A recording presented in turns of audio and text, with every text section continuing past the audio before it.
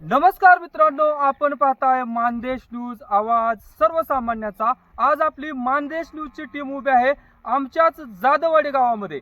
या गावामध्ये हा जो बिजवडी जाधववाडीचा जो रस्ता आहे तुम्ही बघू शकत असाल, खडे कॉन्ट्रॅक्टरची विस्तृत अशी मशिनरी आहे किंवा या ठिकाणी साईड पट्ट्या भरायचं चालू आहे।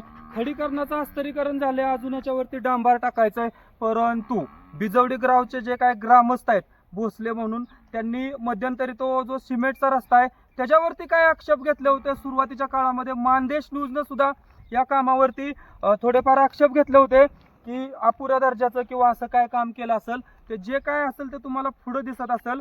मित्रांनो, तुम्ही बघू शकत असाल 1000 रुपये घालून आपण माहितीच्या अधिकारातून अशा 900 पानाचं हे काढलंय। म्हणजे रस्ता किती लांबीचा आहे, किती रुंदीचा आहे, किती खोल आहे, खडी किती MM ची टाकायची, त्याच्यावरती मुरुमीकरण किती करायचं आहे, डांबराचं अस्तर किती असलं पाहिजे, पूल कुठे येणार आहेत, त्याच्यानंतर नाले किती खोल करायचे आहेत, झाडाची मोडतोड कुठं करायची आहेत, कुठली झाडं वाचवायची आहेत, किंवा संबंधित आजूबाजूचे जी घरं असतील, रहिवासी असतील, यांच्या समस्याचा सुद्धा आपण काढलेला आहे। मित्रांनो, तांत्रिक मंजुरी आदेश आहे हा रस्ते व पुलाचा। मलवडी परकंदी परतवडी तोंडले बिजवडी पाचवड थादाळे मोही खुडबाव या रस्त्याला म्हटलं जातं प्रजिमा 48।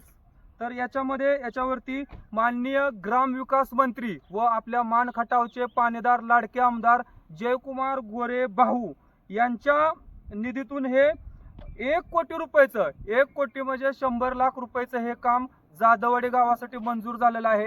हा रस्ता मंजूर व्हावा म्हणून स्वाभिमानी शेतकरी संघटनेच्या मार्फत सुद्धा आम्ही निकम डॉक्टरच्या घराच्या पुढे जे वगळ आहे त्या ठिकाणी आम्ही रस्त्यात वृक्षारोपण करू असं यांना इशारा दिल्यानंतर या कामाला सुद्धा मंजुरी मिळाली। आता हे काम सुद्धा चालू झालेलं आहे, तुम्ही बघू शकत असाल। परंतु आता बिजवडीचे भोसले म्हणतात की हा सिमेंटच्या रस्त्यामध्ये काहीतरी गडबड आहे, सावळा गोंधळ आहे।